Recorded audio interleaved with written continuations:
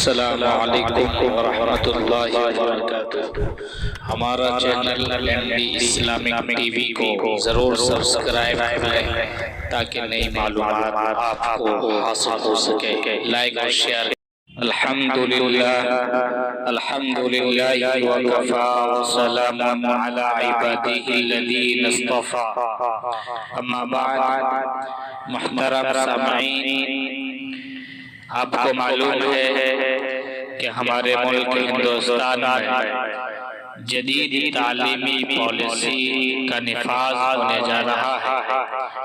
اسی کے ضمن میں حضرت مولانا مفتی خالد سیف اللہ رحمانی دامت برکاتہم العالیہ جدید تعلیمی پالیسی اور مسلمانوں کے لیے لائحہ عمل کے عنوان سے ایک بہت شاندار اور جامع مضمون شائع ہوا۔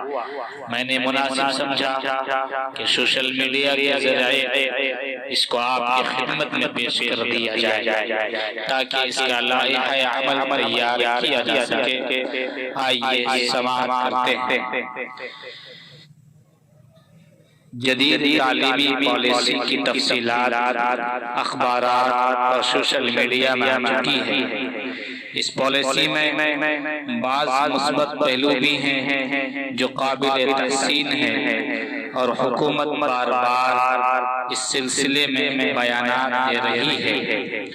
اس وقت ان کے تذکرے کی ضرورت نہیں، کیونکہ ایسی باتوں کو حکومت خود مبالغے کے ساتھ پیش کرتی رہتی ہے۔ پالیسی میں منفی پہلو بھی کچھ کم نہیں ہے، مگر ان کو خوبصورت الفاظ کے پیرہن میں چھپا کر رکھا گیا ہے۔ اس حکومت کا کمال ہے کہ وہ تریاق کا لیبل لگا کر زہر دینے کا فن بھی جانتی ہے۔ اس سلسلے میں دو باتیں بہت اہم ہیں۔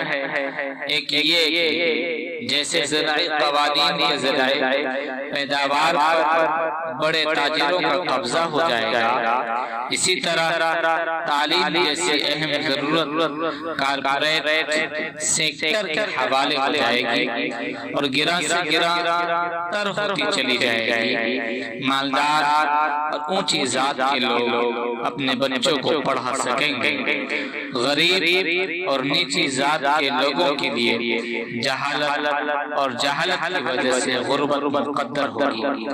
دوسرا نقصان مذہبی اور لسانی اقلیتوں کو ہوگا۔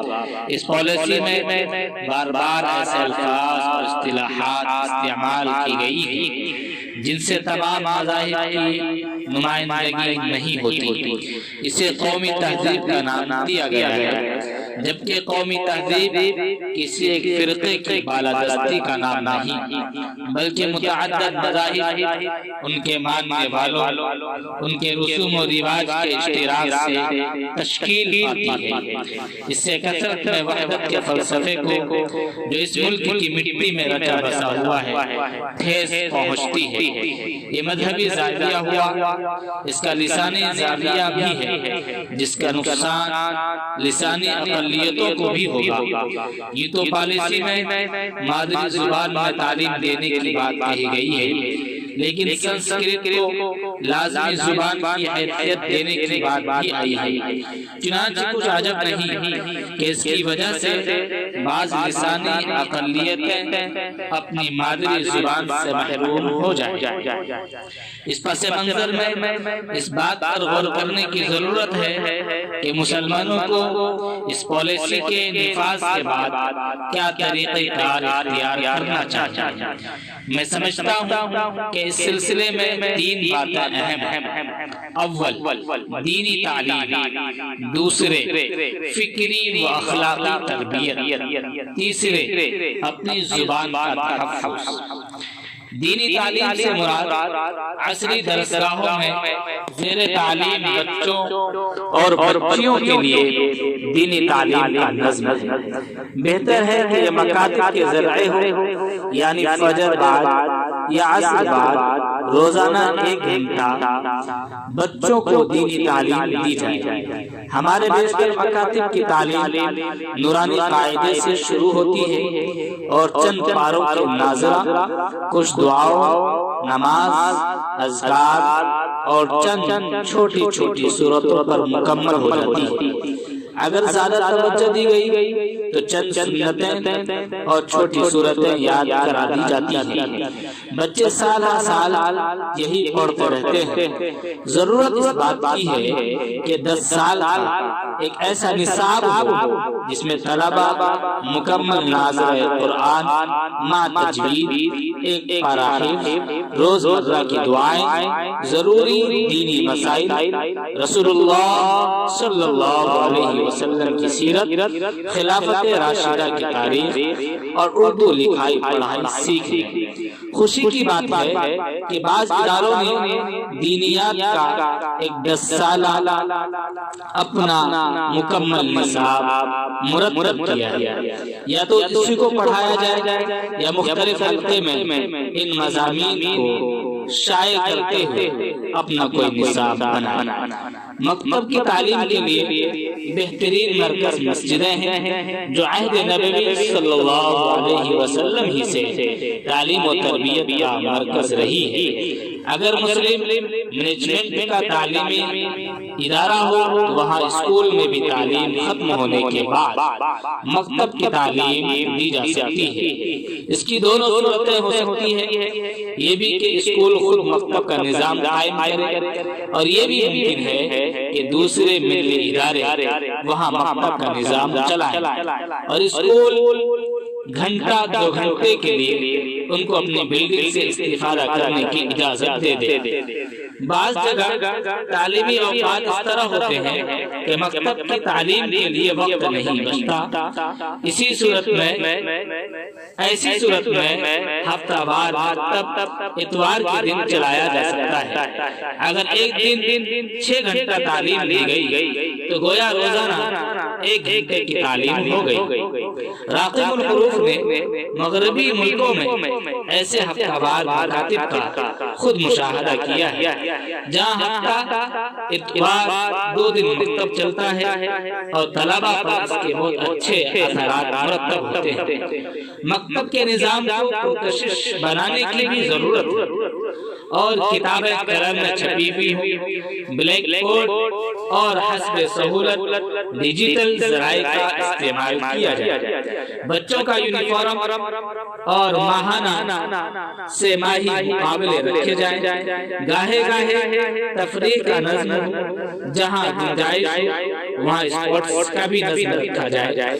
ان میں بہت بعض سہولتیں ہفتہ وار مکتب میں مہیا کی جا سکتی ہے، اور بعض ہر مکتب میں سب سے اہم بات یہ ہے کہ بچوں کو زد و کوب نہ کیا جائے، مار کے بجائے پیار سے پڑھا جائے۔ اس تاثر کو بدلنے کی ضرورت ہے کہ دینی مدارس میں مار پیٹ کو طریقہ تعلیم کا لازمی جز سمجھا جاتا ہے۔ بہرحال نظام مکاتب کو مضبوط بنانے ہر طالب اور طالبہ کو اس سے جوڑنے کی ضرورت۔ دوسری ضرورت اخلاقی و فکری تربیت کی ہے۔ اس میں اساتذہ اور والدین دونوں کو اپنا کردار ادا کرنا چاہیے۔ بالخصوص مائیں اس میں اہم رول ادا کر سکتی ہے۔ اخلاقی تربیت کے لیے تربیت سے مراد حسن اخلاق بچوں کے مزاج میں شامل ہو جائے، وہ ان کی فطرت کا حصہ بن جائے۔ یہ نہ ہو کہ صرف اساتذہ کی لاٹھی اور والدین کے تھپڑ سے ظاہری طور پر وہ اپنے اخلاق کو بہتر رکھیں۔ اس کے لیے ضرورت ہے کہ اور مزاج کے لحاظ سے بچوں کو پڑھانے اور انہیں ایسی کتابیں پڑھانے کی جن میں اخلاقی واقعات، الحمدللہ اردو زبان میں ایسی بہت سی کتابیں موجود ہیں اس سلسلے میں خاص طور پر حضرت مولانا محمد میاں صاحب رحمۃ اللہ علیہ صدر جمعیت علماء ہند کی دینی تعلیم کا رسالہ اور جناب افضل حسین صاحب جو جماعت اسلامی ہند سے تعلق رکھتے ہیں رحمۃ اللہ علیہ کی کتابیں بہت مفید ثابت ہو سکتی ہیں۔ تربیت کا دوسرا پہلو ہے فکری تربیت۔ موجودہ حالات میں یہ بہت ضروری ہے اور ہمارے یہاں اس کی بہت کمی ہے۔ فکری تربیت میں اسلامی عقائد اور اسلامی شریعت کی عقل و فطرت سے ہم آہنگی اور اس کی حکمت و مصلحت کی تفہیم شامل ہے۔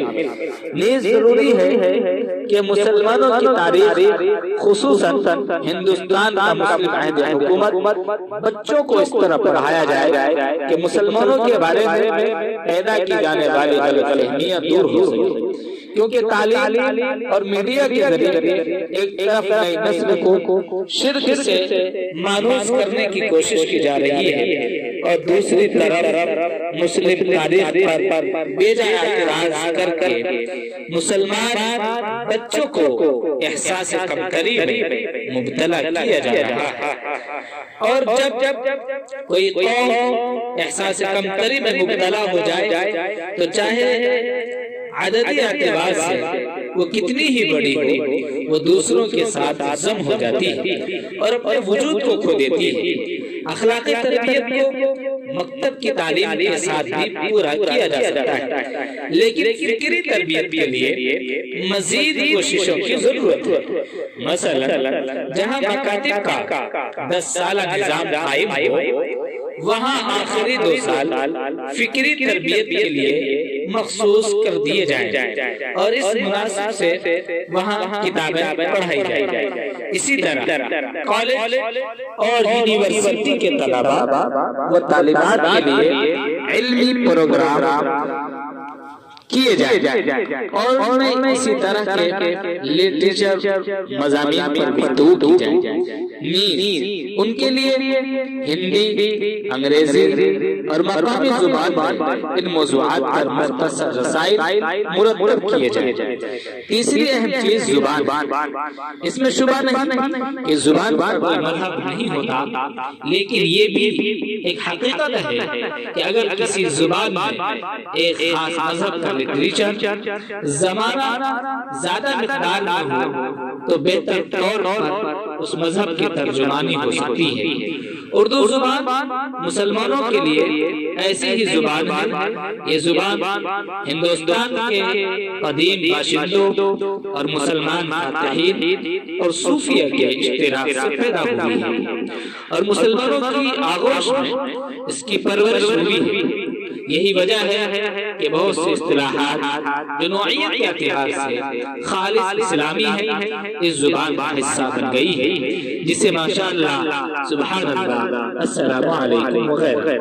اس لیے اس حقیقت کے اظہار میں تکلف کی ضرورت نہیں ہے کہ مسلمانوں کا اس زبان سے خاص تعلق، عیسائی بھائیوں کا انگریزی زبان سے، یہودیوں کا عبرانی اور ہندو بھائیوں کا ہندی اور سنسکرت سے۔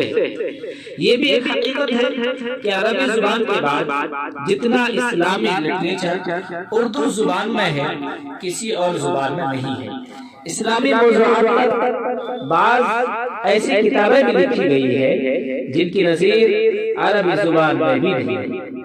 عرب علماء نے ان کو شوق کے ہاتھوں لیا اور اپنے آنکھوں کا سرما بنایا۔